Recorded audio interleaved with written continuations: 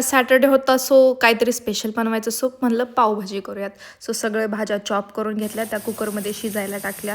Then कांदा, शिमला मिरची, tomato, ginger garlic paste बटरमध्ये छान परतून घेतली. then त्याच्यामध्ये मीठ, पावभाजी मसाला, लाल तिखट हे सगळं टाकून मस्त परतून घेतले. चांगलं मिक्स केलं आणि त्याच्यानंतर शिजवलेल्या भाज्या होत्या त्या डायरेक्ट त्याच्यामध्ये तशाच टाकल्या. त्याला स्मॅश आधी अजिबात केलं नाही.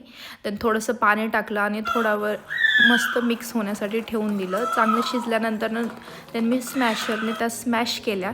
बट मला खूप स्मूथ पावभाजी आवडते, त्याच्यामुळे मी ब्लेंडरने ती ब्लेंड केली आणि खूप छान झाली होती. देन मी सोनासाठी पेस्ट्री आणल्या, कॉज मी त्याला प्रॉमिस केलं होतं.